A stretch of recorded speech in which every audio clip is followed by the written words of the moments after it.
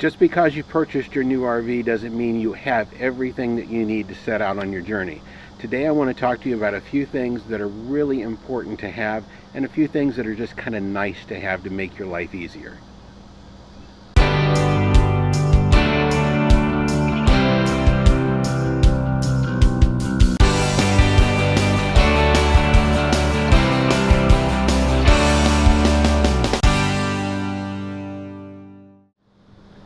Hi, welcome Follow the Moon fans. My name's Doug, and today we wanted to give you a little idea if you're purchasing a new RV or if you're purchasing your first RV, whether you're spending $3,000, $30,000 or $300,000 on your RV.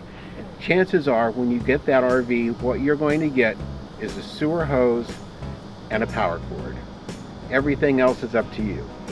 And I'm sure if you're new to RVing or if you're considering RVing, you've already seen a lot of the channels go through and tell you things that you're going to need, anything from water hoses to pressure regulators. Today I want to show you a few things that we chose to go with that make your life safer and in many cases make your life easier. The first one we want to start with is tire pressure monitoring. Now, tire pressure monitoring is important because as you're going down the road and you've got 110 pounds of air in that tire, if that tire decides it's going to go flat, whether it's from road debris, whether it's a defect in the tire, whether it's the valve stem blows out, whatever the case may be, that can cause not only loss of control of your coach, but it can cause a lot of damage or even a total loss in some cases. So that's one thing we feel very strongly about and feel that it's vital that everybody has on their coach. What we chose to go with is a system from RVI, and the RVI tire pressure monitoring system is very easy to use. It comes with a tablet, and that tablet, just by screwing on the tire pressure monitoring sensor, automatically syncs. Now you can see this one's marked RF for right front. There's also the right rear and the right dual and the 3 for the left. And we also have 4 additional sensors for our towed vehicle.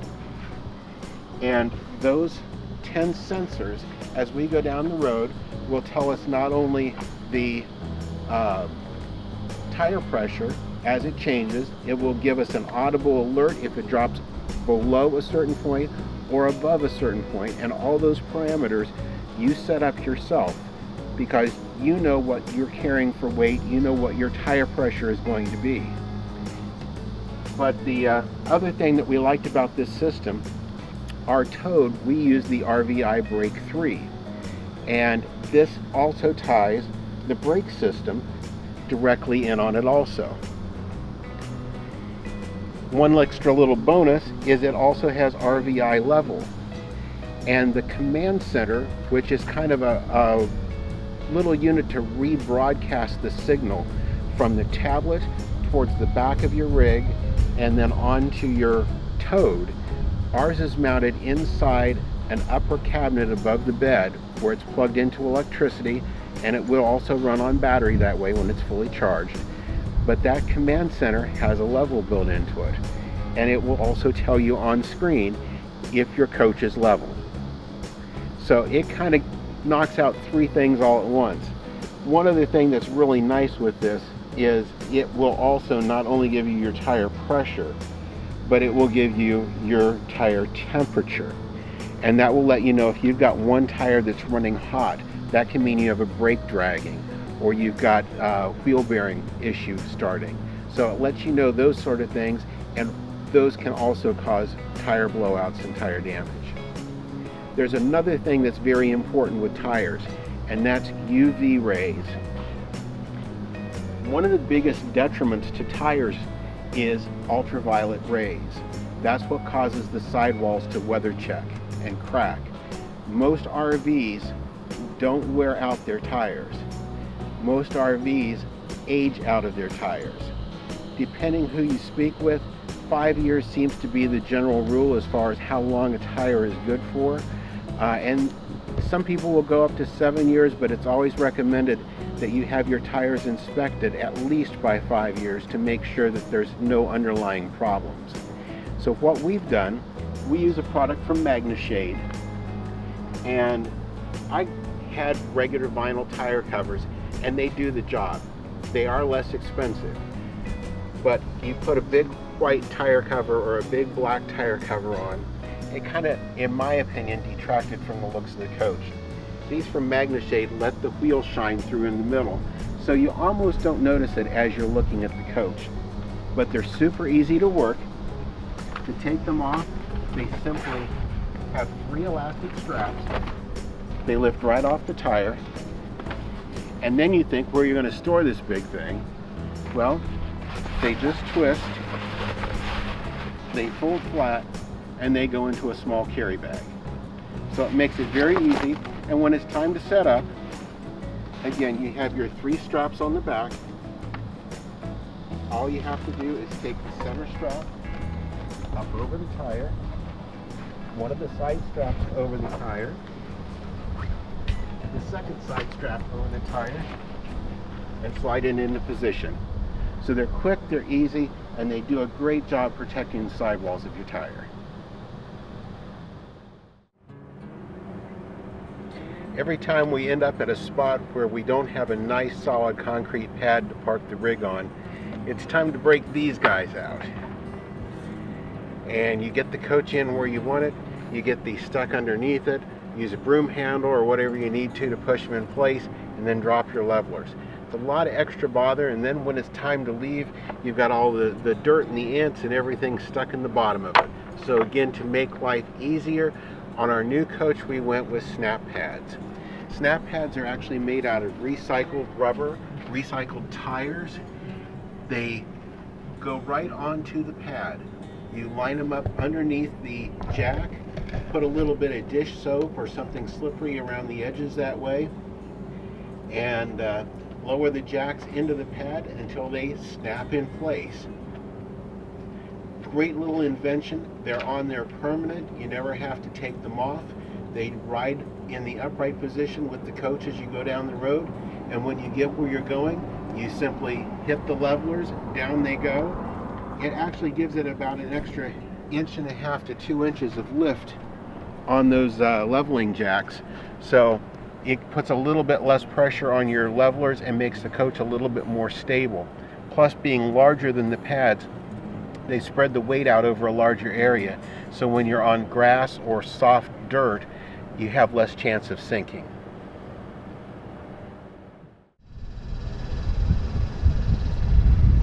We're back at the rear of the coach right now, and since we do have a toad, we do have a tow bar. And we happen to use a blue ox. There's a lot of great ones out on the market, and we're going to do a full video on our tow setup here later. But two things that I'm going to show you back here that are really important, and something a lot of people don't do. And that is, I think it was an extra $20 or $25, we got a cover for our blue ox tow hitch. Now, the reason this is important is on your tow bar, you have these rubberized areas that when the bar extends, that keeps everything covered so you don't get dirt in the inside workings of your tow bar. If you keep it covered, you're keeping it out of the weather, and you're going to greatly increase the life of your tow hitch working and working well. It literally takes that long to put on when you get into your site, and it keeps everything covered and looking good, as well as keeping it better, safer for the elements. The other thing that we did was, rather than just use pins and cotter pins to hold the drop into our hitch, to hold the tow bar into the drop, and both of the tow bars onto the car, we got locking pins from Blue Ox. We got a set of 4. The 2 you see here are a little bit smaller, and the 2 that go onto the car are a little bit longer. But by buying them as a set, they all work with one key. So one standard key, they call a Coke bottle key, works all 4 locks. And again, that way, since your car is parked behind you and it's in neutral, when you get out at a rest area to take Maggie for a walk, or if you're going to wall dock overnight and not unhook the car. Without those locks, somebody can come up behind you, pull the cotter pin, and roll your tow car away and take it with them. This way everything stays secure.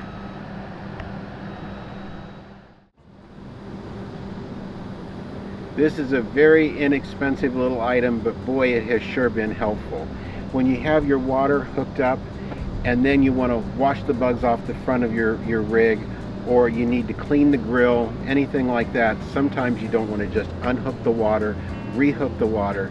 It's a real pain, and you end up letting things go that shouldn't be let go. A simple Y is all you need. This has our water hose, our pressure regulator, put right onto the one side, and on the other side I just have a small flex hose. It's very lightweight, it doesn't take up a lot of space, and that's what we use to rinse off the coach, rinse the bugs off the front, clean the grill, anything like that that we need. The flex hose I don't like to keep pressure in, so I have on and off switches on the back side of the Y. We keep the coach on, we keep the flex hose off unless we're using it. And if I need to turn the water off to the coach in a hurry, all it does is that, and my water shut off to the coach. Again, very little thing, but it makes your life easy. Two more items I want to show you are in our wet bay. The first one is all of our hoses. I've put quick connect, quick disconnects on.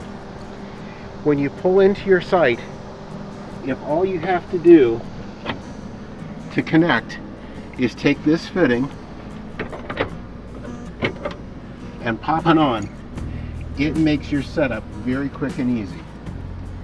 In fact, I have that on both ends of this hose. Our second water hose, I have another quick disconnect on that I can put right in line with it. And I also keep, and I know this is white, but we do not use this for drinking water, but I have a quick connect on this that goes right onto my tank flush. And I use this separate small hose and attach it to that green flex hose for our black tank flush. And I do that so when I'm done, any water that backflows out of that doesn't land in my compartment. It'll land out here on the ground. So the quick connects, they're certainly not a necessity, but they're very inexpensive. I got a 5-pack of brass ones on Amazon, and they do make it very quick and easy when you're setting things up. The other item that we added,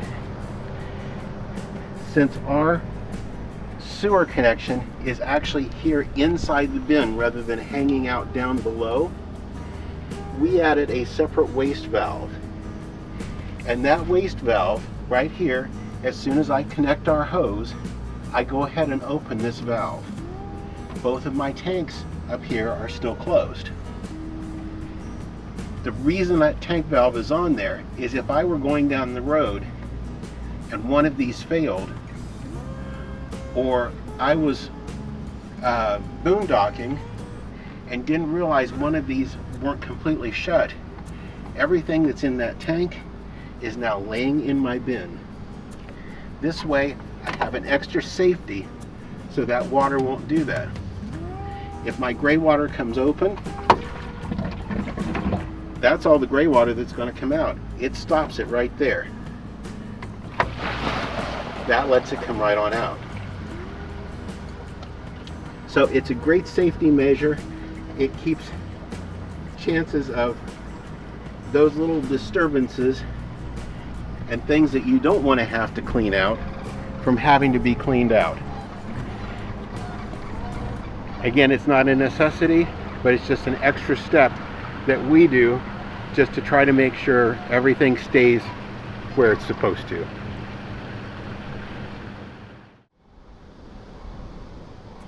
Windshield wipers are one of those things that you don't need until you need them. You don't know when you pull out of your campsite in the morning if everything's good with them until you get halfway where you're going and it starts to rain. So it's important to try to keep our windshield wipers in as good a shape as possible. Now, just like we cover those tires to protect them from UV and protect them from heat, which causes the weather checking, the same thing happens to wipers. In fact, right now, we're replacing the back wiper on our car because it sits out here exposed against the glass and it's separating. We don't want that to happen to these big wipers any more often than they have to, because they are not cheap. So we have covers that go over the windshield wipers, so when we're going to be parked someplace for an extended period of time, more than overnight, these covers simply Velcro together on one side and slide off and keep that blade from being against the hot glass. It separates it in there. They also have holes punched in them so they're breathable. They won't collect water that way. And to put them back on, it's just a matter of sliding the wiper into the wiper cover, folding it up, and Velcroing it down, and you're good to go. I hope you've gotten some good from the tips today. Again, these are things we've done just to make our life RVing easier, and hopefully some of this will make your life easier also.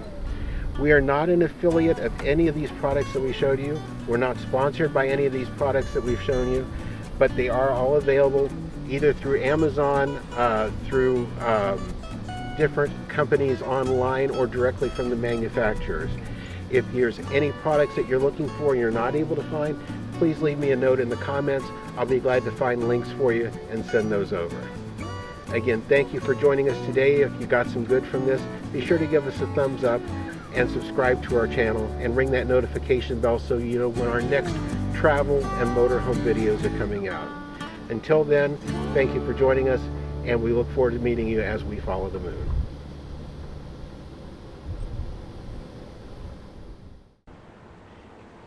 Thank you for watching this video. We hope you've enjoyed it. Please be sure to subscribe to our channel and be sure to ring the notification bell so you'll know when we have new videos listed. Also, be sure to check out our blog at followthemoon.us, and also our Facebook page at Follow the Moon, and on Instagram at Follow the Moon Travel. Thanks.